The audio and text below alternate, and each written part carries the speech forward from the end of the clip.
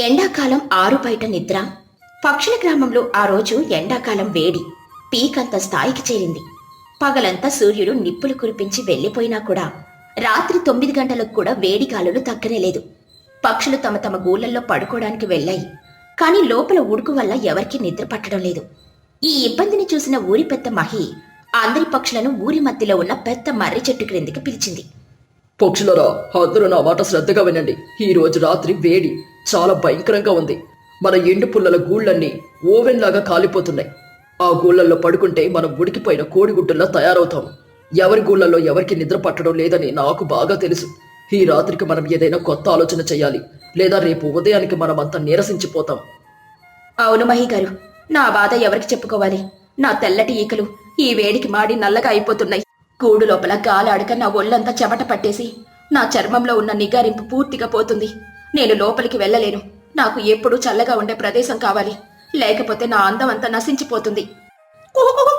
నీ అందం కూడా ఆపేలోసి, ఇక్కడ నా గొంతు ఎండిపోయి ఊపిరి పీల్చడం కూడా కష్టంగా ఉంది. గూడు లోపల ఉన్న వేడి గాలికి నా ఒళ్ళంతా మసిపారిపోతుంది. నేను పాడే పాటలు పూర్తిగా ఆగిపోయాయి. నాకు ప్రశాంతమైన చల్లటి గాలి కావాలి మహి గారు. నిజం మహి గారు, నా కొడుకు పన్ను అస్సలు నిద్రపోవడం లేదు. వాడి ఒళ్ళంతా ఉడుకుపోతుంది. నేనెంత పెద్ద ఆకులు తెచ్చి విసిరినా ఆ గాలి కూడా నిప్పుల్లాగా తగులుతోంది. వాడు ఆకలితో వేడితో చాలా ఏడుస్తున్నాడు. అవునా అంటే నాకు చాలా భయంగా ఉంది. మన ఎండు పుల్లల గూడు లోపలికి వెళ్ళాలంటే నాకు మంటగా అనిపిస్తుంది. నా ఈకలు కాలిపోతున్నాయి. నన్ను కాపాడండి. అమ్మా, నాకు కూడా చాలా ఉడుక్గా ఉందమ్మా. నాకు చాలా చెమట వస్తుందమ్మా. మనం ఎక్కడికైనా చల్లటి ప్రదేశానికి వెళ్ళిపోతామా అమ్మా? ఈ వేడి గూడు లోపల నేను పడుకోలేనమ్మా. నన్ను చల్లగా ఉండే చోటుకు తీసుకెళ్ళమ్మా. బాధపడకు బుజ్జి, నేనున్నాను కదా. మహి గారు, నాకు ఒక ఆలోచన ఉంది. గూడు లోపల గాలాడడం లేదు కాబట్టి మనమందరం ఈ రాత్రికి మన ఊరి బయట ఉన్న పెద్ద బండరాళ్ల మీద లేదా చెట్టు చివరున్న బయటి కొమ్మల మీద ఆరు బయట పడుకుందాం. అక్కడ ఎలాంటి అడ్డంకి లేదు కాబట్టి చల్లటి గాలి సూటిగా మన ఈకలకి తగులుతుంది. ఆరు బయట నిద్రడా, అది వినడానికి చాలా బాగుంది తుని. బయట గాలి చాలా హాయిగా ఉంటుంది, కానీ ఆరు బయట పడుకుంటే మనకి ఎలాంటి ఆపదలు రావచ్చు కదా. అయినా ఈ వేడి నుండి తప్పించుకోవడానికి ఇంకో దారి లేదులే. అందరం బయటికి వెళ్ళి పడుకుందాం. మహి గారు, తోని చెప్పింది చాలా మంచి ఆలోచన. నేను ముందే చూశాను. చెరువు గట్టు దగ్గర ఉన్న పెద్ద బండరాలు ఇప్పటికే చల్లబడ్డాయి. అక్కడ పడుకుంటే మంచు కొండ మీద పడుకున్నట్టే ఉంటుంది.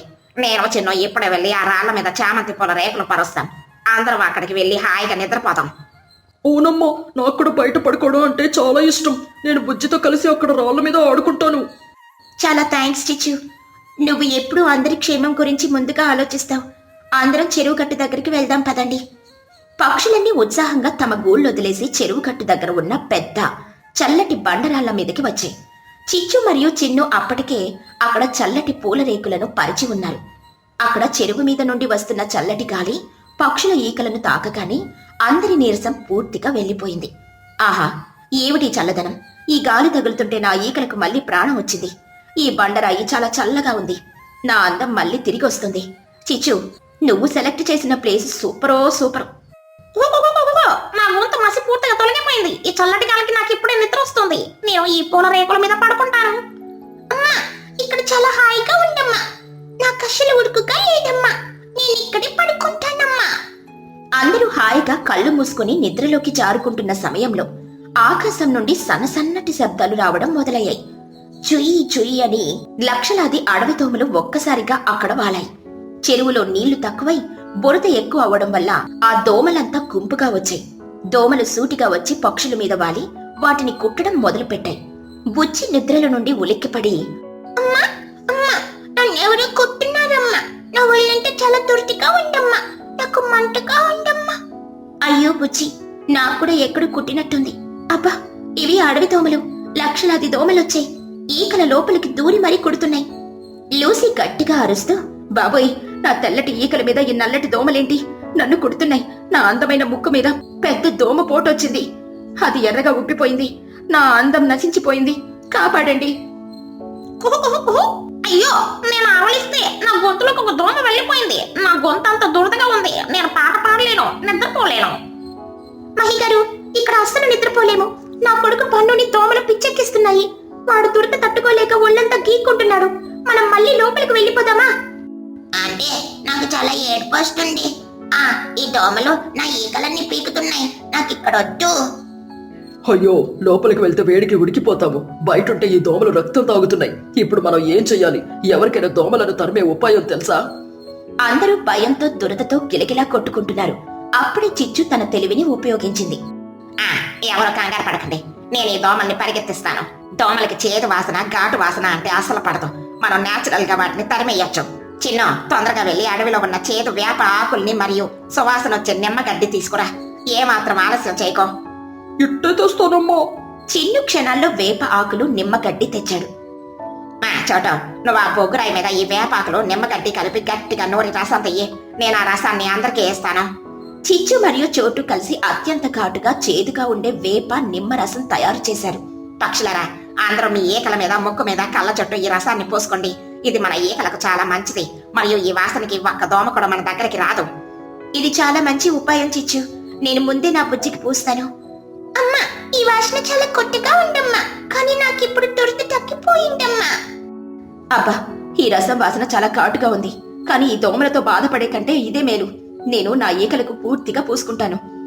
అందరూ ఆ రసాన్ని తమ ఒళ్లంతా ఈకల మీద పూసుకున్నారు. ఆ వేప మరియు నిమ్మగడ్డి వాసనకు దోమలు ఒక్కసారిగా కిలకిలా కొట్టుకుంటూ అక్కడి నుండి బుర్రున పారిపోయాయి. ఒక్క దోమ కూడా వాళ్ళ దగ్గరికి రాలేదు. చూసారా, నా తెలివితో దోమలంతా పారిపోయాయి. ఇంకా మనకి ఎలాంటి ఇబ్బంది లేదు. అందరూ హాయిగా నిద్రపోండి. కానీ కొద్దిసేపటికి గాలి తగ్గిపోయింది. బన్ను మళ్ళీ ఏడవడం మొదలు పెట్టాడు. అంటే ఈ రసం ఎండిపోయిందంటే మళ్ళీ 2 దోమలు వచ్చి నన్ను కుట్టాయంటే నాకు మళ్ళీ దొరదొస్తుంది. అవును చిచ్చు, రసం పోసుకుంటే కొంతసేపు బాగానే ఉంది, కానీ గాలికి అది ఎండిపోగానే మళ్ళీ దోమలు వస్తున్నాయి.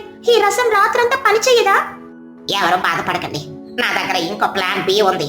తుని, నువ్వు వెళ్ళి అడవిలో రాలి పడిన ఎండు కొబ్బరి చెప్పలు మరియు గట్టిగా ఉండే చెట్టు బెరడు రెండింటినీ తీసుకుంటా. నేను వాటితో ఒక మంచి పని చేస్తాను. తుని వెంటనే వెళ్లి ఎండు కొబ్బరి చిప్పలు చెట్టు పెరడు తెచ్చింది. ఇప్పుడు చూడండి, నేను ఈ కొబ్బరి చెప్పల్ని చెట్టు బెరడును గట్టిగా ఒకదానితో ఒకటి రుద్దుతాను. అలా రుద్దితే వచ్చిన వేడితో నేను ఈ ఎండిన వేప ఆకులను నిమ్మగడ్డిని కాల్చుతాను. అది మంటలాగా రాదు, కానీ దట్టమైన పొగొస్తుంది. ఆ పొగ మన పక్షులకు హాయిగా ఉంటుంది, కానీ దోమలకు అది యమపాసం. చిచ్చు తన ముక్కుతో కాళ్లతో చాలా నేర్పుగా కొబ్బరి చిప్పల్ని రుద్ది సన్న పొగను సృష్టించింది. ఆ పొగలో ఎండిన వేపాకులు నిమ్మగడ్డి వేసింది. క్షణాల్లో అక్కడి నుండి ఒక సువాసనతో కూడిన పొగ రావడం మొదలైంది. ఆ పొగ బండరాళ్ల చుట్టూ ఒక కంచుకోటలాగా ఆవరించింది. ఆహా, ఈ పొగ వాసన చాలా బాగుంది చిచ్చు. అచ్చం అడవి పూల వాసనలాగా ఉంది. నా ఈకలకు ఈ పొగ తగులుతుంటే చాలా ప్రశాంతంగా ఉంది. ఓహో, ఈ పొగ నా గొంతు కూడా చాలా మంచిది. ఇప్పుడు ఒక్క దోమ కూడా రావడం లేదు. నాకు చాలా హాయిగా నిద్ర వస్తుంది. అమ్మా, ఇప్పుడు నన్ను ఎవరు కొట్టడం లేదమ్మా. ఈ పొగ చాలా హాయిగా ఉండమ్మా. నేను నిద్రపోతానమ్మా. నిజమే బుజ్జి, చిచ్చు తెచ్చిన ఈ పొగ వల్ల మనకి దోమల బెడద పూర్తిగా తొలగిపోయింది. చిచ్చు, నీ తెలివి నీ సమయస్ఫూర్తి వల్ల ఈ రోజు మన అందరి ప్రాణాలు నిలబడ్డాయి. నువ్వు మన ఊరి హీరోవి. వాహ్ చిచ్చు, నువ్వు నిజంగానే చాలా గొప్పదానివి. పగలు వేడి నుండి తప్పించుకోవడానికి తుని ఆరు బయట నిద్ర ఆలోచనిస్తే, రాత్రి దోమల నుండి కాపాడడానికి నువ్వు ఈ పొగ ఆలోచనిస్తావు. మీ ఇద్దరి వల్ల మన ఊరి పక్షులు క్షేమంగా ఉన్నాయి. నీకు మన ఊరి తరపున పెద్ద ధన్యవాదాలు. అందులో ఏముంది మహిగారు, మనం అందరం ఒక కుటుంబం. ఆపదలో ఉన్నప్పుడు తెలివిగా ఆలోచించి ఒకరికొకరు సహాయం చేసుకోవాలి. ఇప్పుడు దోమలు లేవు, వేడి లేదు. అందరూ ఈ చల్లటి బండరాళ్ల మీద ఈ సువాసన పొగ మధ్య హాయిగా నిద్రపోండి. ఊరి పక్షులన్నీ చిచ్చు తెలివిని, ఆమె సహాయ గుణాన్ని పొగుడుతూ ఆ చల్లటి బండరాళ్ల మీద ప్రశాంతంగా నిద్రపోయాయి. బుజ్జి కూడా తన తల్లి తుని పక్కన హాయిగా దోమల బాధ లేకుండా నిద్రపోయింది. ఈ కథలోని నీతేంటంటే, ఆపదొచ్చినప్పుడు భయపడకుండా తెలివిగా ఆలోచిస్తే ప్రకృతిలోనే మనకి పరిష్కారాలు దొరుకుతాయి. అందరం కలిసికట్టుగా పనిచేస్తే ఎంతటి ఇబ్బందినైనా సులభంగా దాటొచ్చు. ఎండాకాలంలో వడియాలు. తుని పిచ్చుక ఇంటి ముందు ఒక పెద్ద ప్లాస్టిక్ కవర్ పరిచింది. తుని చోటు చిలుక 2 పెద్ద గిన్నెల్లో వడియాలు పిండి కలుపుతున్నారు. అబ్బా, ఈ ఎండలకి ఇప్పుడే కళ్ళు తిరుగుతున్నాయి తుని. అయినా ఈ మినప వడియాల పిండిలో పచ్చిమిర్చి జీలకర్ర వేసి కలుపుతుంటే ఆ గుమగుమలకే ప్రాణం లేచేస్తుంది. అవును చోటు, ఈ సగ్గుబియ్యం వడియాలు కూడా చూడు, ముత్యాల్లా ఎలా మెరుస్తున్నాయో. ఎండిన తర్వాత నూనెలో వేయిస్తే టపటపామని పేలి కరకరలాడుతూ భలే ఉంటాయి. అదే కదా, సాయంత్రం పప్పుచారులో ఈ వడియాలు నంచుకుని తింటే అబ్బా స్వర్గమే. సరిగ్గా ఆ స్వర్గమే అనే మాట వినగానే ఇంట్లో నిద్రపోతున్న బన్ను చిలుకకు కలలో కూడా ఆకలేసి పరిగెత్తుకుంటూ బయటకొచ్చాడు. బన్ను చిలుక కళ్ళు నిలుముకుంటూ, అమ్మా చోట, స్వర్గమా? పప్పుచారులో అప్పడాలా? ఎక్కడ ఎక్కడ నా ప్లేట్ ఏది? నాకిప్పుడే ఒక 10 వడియాలు వేయించివ్వ మమ్మీ. రాత్రి తిన్నది అరిగిపోయి పొట్ట ఖాళీ అయిపోయింది.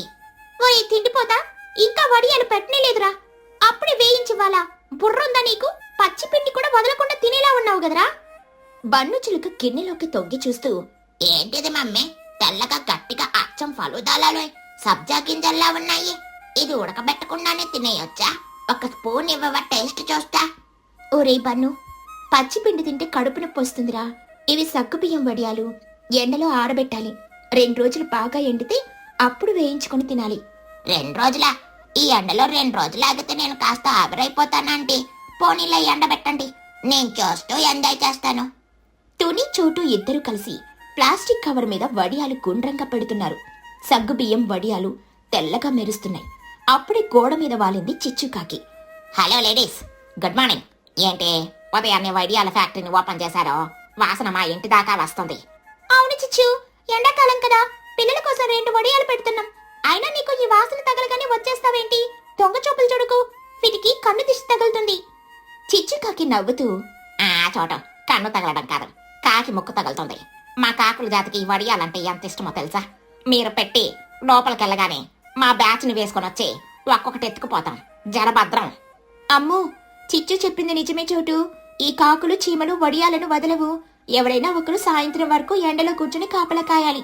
లేకపోతే మన కష్టమంతా బూడిద పాలవుతుంది. నేను ఎండలో కూర్చోలేను బాబోయ్, నాకు బీపీ వస్తుంది. నేను కిచెన్లో వంట చేయాలి, మరి కాపలా ఎవరు? ఇద్దరు ఒకేసారి బన్నుగాడి వైపు చూశారు. బన్ను చిలుక వెనక్కి అడుగులు వేస్తూ, హే హే హే, అలా చూస్తారేంటి? నన్ను ఎండలో నిలబెడదామనా?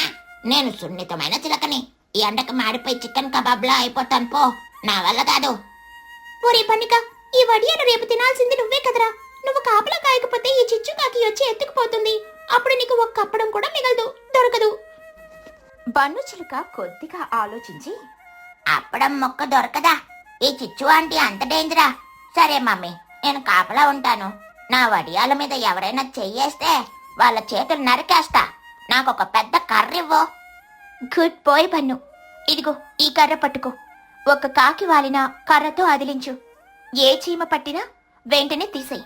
మేము లోపల వంట పూర్తి చేసి సాయంత్రం వస్తాం. జాగ్రత్త. డోంట్ వర్రీ ఆంటీ, బన్నుగాడి డ్యూటీ అంటే ఇండియన్ ఆర్మీ డ్యూటీ లాంటిది.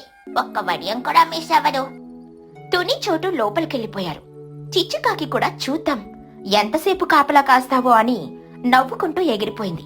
మధ్యాహ్నం 1 గంట అయింది. బన్నుగాడికి చెమటలు కారుతున్నాయి. రొప్పుతూ, అబ్బా, ఈ ఎండేంటి ఇలా మండిపోతుంది? నన్ను కాపలా పెట్టి వాళ్ళు మాత్రం హాయిగా ఫ్యాన్ కింద పడుకున్నారు. నాకేమో ఇక్కడ ఆకలి దంచి కొడుతుంది. ఈ సగ్గుబియ్యం వడియాలు చూడు, ఎండకి కొద్దిగా గట్టిపడి ముత్యాల్లా మెరుస్తున్నాయి. పచ్చిమిర్చి జీలకర్ర వాసన నా ముక్కును ఊరిస్తోంది. బన్ను మెల్లగా ఆ వడియాల కవర్ దగ్గరికి వెళ్ళాడు. పచ్చి పిండి వాసన వాడికి స్వర్గంలా అనిపించింది. ఈ వడియాల్లో ఉప్పు కరెక్ట్ గా సరిపోయిందో లేదో, మా అమ్మ టేస్ట్ చూసిందో లేదో.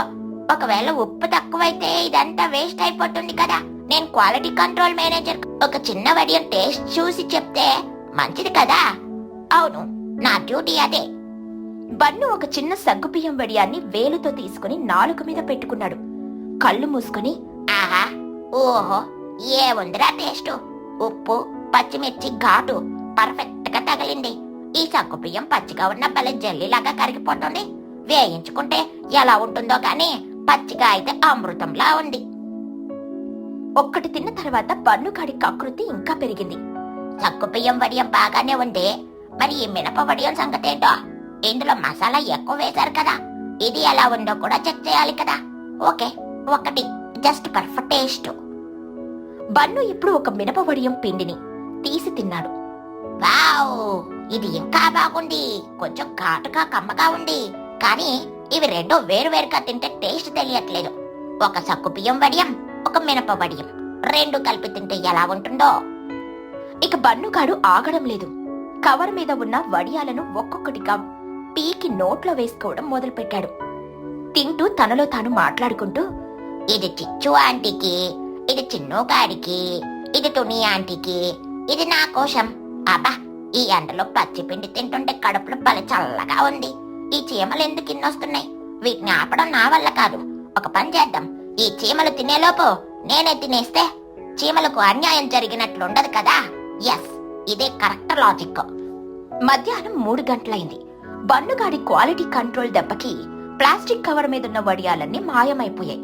ఒక్కటి కూడా మిగల్లేదు. మొత్తం పిండి వాడే తినేశాడు. కాని అసలు ట్విస్ట్ ఏంటంటే ఆ సగ్గుబియ్యం పచ్చి పిండి తినేటప్పుడు వాడి మూతికి, బుగ్గలకి, కళ్ళ చుట్టూ ఆ పిండి అతుక్కుపోయింది.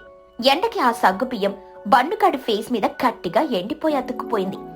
అబ్బా, నా పొట్ట బెలూన్లా ఉబ్బిపోయింది.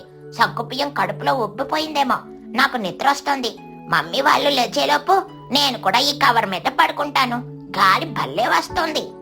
బన్నుగాడు వడియాలు లేని ఆ ప్లాస్టిక్ కవర్ మీదే బోర్లా పడుకుని గాఢ నిద్రలోకి జారుకున్నాడు. గురక మొదలు పెట్టాడు. సాయంత్రం 5 గంటలు. ఎండ కొంచెం తగ్గింది. తుని పిచ్చుక, చోటు చిలుక ఇంటి నుండి బయటకొచ్చారు. తుని, వడియాలు సగం ఎండిపోయి ఉంటాయి కదా, వాటిని లోపలికి తెద్దాం పదా. పండుగాడు ఎండలో పాపం ఏమైపోయాడు. అవును చోటు, వాడికి ఒక ఐస్ క్రీం కొనిద్దాం. ఇద్దరు బయటకొచ్చి చూసేసరికి వాళ్ళకి ప్రాణాలు గాల్లో కలిసిపోయాయి. ప్లాస్టిక్ కవర్ మీద ఒక్క వడియం కూడా లేదు. కవర్ మొత్తం ఖాళీగా ఉంది. ఆ కవర్ మధ్యలో బన్నుగాడు నిద్రపోతున్నాడు. చోటు చిలుక గట్టిగా అరుస్తూ, అమ్మో, వడియాలెక్కడే? నా కష్టమంతా ఏమైంది? తుని పిచ్చుక గుండెలు బాదుకుంటూ, ఒక్క వడియం కూడా మిగల్లేదేంటి చోటు? ఎవరైనా దొంగలు ఎత్తుకుపోయారా? లేక కాకులు తినేశాయా? బన్ను, ఒరే బన్ను, లేరా సన్నాసి, వడియాలు ఏమయ్యాయిరా? చోటు చిలుక కోపంగా వెళ్లి బన్నుగాడిని గట్టిగా కుదిపింది. బన్ను ఉలిక్కిపడి లేచి కూర్చున్నాడు. వాడి ముఖం పైకెత్తి చూసేసరికి, అమ్మో దయ్యం, వీడి ఫేస్ ఏంటి ఇలా అయిపోయింది? ఒరేయ్, నీ మొహం నిండా ఆ తెల్లటి పొక్కలేమిట్రా? ఏమైనా భయంకరమైన జబ్బు వచ్చిందా ఏంటి? అమ్మో, నా కొడుకుకి ఏమైపోయింది? బన్ను చిలుక నిద్రమత్తులో తన మొహం తడుముకుంటూ, జబ్బా, నా ఫేస్ కేమైంది మమ్మీ? అంత గరుపుగా తగలటోంది. సడన్ గా వాడికి సగ్గుబియ్యం గుర్తొచ్చాయి. ఆ, అదే మమ్మీ, నేను చెప్తాను విను. నువ్వు చెప్పేది తర్వాత ముందు ఆ వడియాలు ఏమయ్యాయో చెప్పు. కాకులు తినేశాయా? బన్నుగాడికి ఇప్పుడు భయం మొదలైంది. నిజం చెప్తే తన్నడం ఖాయం. వెంటనే వాడి బుర్రలో ఒక డ్రామా స్క్రిప్ట్ రెడీ అయింది. ఏడుపు ముఖం పెట్టి వణుకుతున్నట్లు నటి, అమ్మా, నేను కాపలా కాస్తూనే ఉన్నానమ్మా. కానీ సడన్ గా ఆకాశం నుండి ఒక పెద్ద మేఘంలాగా వేలాది దయ్యం దోమలు వచ్చాయి మమ్మీ. దయ్యం దోమలా? అవేంట్రా? నేనెప్పుడు వినలేదే. అవును మమ్మీ, అవి మామూలు దోమలు కావు, ఎలుకలంత సైజులో ఉన్నాయి. అవి వచ్చి నేను అరుస్తున్నా వినకుండా వడియాల మీద పడిపోయాయి. నేను వాటితో ఫైటింగ్ చేశానా? నా కర్రతో 100 దోమల్ని చంపాను. కానీ అవి నా మీద దాడి చేశాయి మమ్మీ. దాడి చేశాయా? మరి నీ మొహం మీద ఆ సగ్గుబియ్యం ఎందుకు అతుక్కున్నాయిరా? బన్ను చిలుక తడబడుతూ, అదే, ఆ దోమలు వడియాలను తినేసి నా మొహం మీద ఉమ్మేశాయా అంటే ఆ సగ్గుబియ్యం నా మొహాన్ని కొట్టి పారిపోయాయి. నేను మిమ్మల్ని కాపాడబోయి ఇలా రాక్షసుల్లా మారిపోయాను. నాకు మీరు పరమవీర చక్ర అవార్డులు ఇవ్వాలి. బన్నుగారి డ్రామా సాగుతూ ఉండగానే గోడ మీద నుండి చిచ్చుకాకి పక్కపక్క నవ్వుతూ ఎంట్రీ ఇచ్చింది. వారిని యాక్టింగ్ తాగలయ్యా, పరమవీర చక్ర కాదురా, నీకు పరమ తిండిపోత చక్ర ఇవ్వాలి. చోటో, వాడి మాటలు నమ్మకండి, వాడొక పచ్చి దొంగ. ఏంటి చిచ్చు నువ్వనేది? మా వాడు దోమలతో ఫైట్ చేశాడట కదా. దోమలతో ఫైటా? నా బాందా, నేను పక్క చెట్టు మీద కూర్చొని అంత వీడియో తీసాను చూడండి. వాడు ఒకటేంటి, ఎండలో కూర్చొని ఆ పచ్చి పిండిని లొట్టలేసుకుంటూ ఎలా నాకేశాడో చూడండి. చిచ్చుకాకి తన ఫోన్లో తీసిన వీడియో చూపించింది. అందులో బన్నుగాడు సగ్గుబియ్యం సూపర్, మినప్పిండి స్పైసీ అనుకుంటూ పిండిని జుర్రుకోవడం క్లియర్ గా రికార్డ్ అయింది. తుని, చోటు ఇద్దరు ఆ వీడియో చూసి షాక్ అయ్యారు. తర్వాత వాళ్ళ కళ్ళు ఎర్రబడ్డాయి. కోపంతో ఊగిపోతూ, ఓరి దరిద్రుడా, పచ్చి పిండిని నాకేస్తావారా? నా కష్టం, నా 2 గిన్నెల పిండి నీ పొట్టలో వేసుకున్నావా? మళ్ళీ దయ్యం దోమలు అని సినిమా స్టోరీ చెప్తావా? చోటు చిలుకైతే చీపురు తీసుకుని, అందుకేరా నీ మొహం నిండా ఆ సగ్గుబియ్యం అతుక్కుంది. నువ్వేరా అసలైన దోమవి. నా పరువు తీసావు కదరా, నిన్ను ఈ రోజు వదలను. బన్ను చిలుక భయంతో వెనక్కి జరుగుతూ, అమ్మా ఆగమ్మా, నేను టేస్ట్ చెక్ చేద్దామని ఒక్కటి తిన్నాను. అది బాగుండేసరికి కంట్రోల్ చేయలేకపోయాను. ఆంటీ ప్లీజ్, ఆంటీ కాపాడన్నా ఆంటీ. చూసావా చోటు, కాకలు వస్తాయని భయపడ్డారు, కానీ ఇంట్లోని రాబందుంటే ఎలా కాపాడుకుంటారో. వాడి ఫేస్ చూడండి, ఫలూదా గ్లాస్ లాగా ఎంత క్యూట్ గా ఉందో. చిచ్చు, నువ్వు నవ్వకు. బన్ను వైపు తిరిగి, ఊరే బన్నుగా, నువ్వు చేసిన ఈ తప్పుకి నీకు కఠినమైన శిక్ష వేస్తున్నాన్రా. ఏంటంటే ఆ శిక్ష? 2 రోజులు బిర్యానీ కట్ చేస్తారా? పర్లేదు, ఓకే. బిర్యానీ కట్ కాదురా, రేపు ఉదయం మళ్ళీ మేం వడియాలు పెడతాంగా, కానీ ఈసారి పిండిని మిక్సీలో కాదు, నువ్వే స్వయంగా రోట్లో వేసి రుబ్బాలి. ఆ సగ్గుబియ్యం, మినపప్పు నువ్వే నీ చేతులతో గంటల తరబడి రుబ్బాలి. అది నీకు పడే శిక్ష.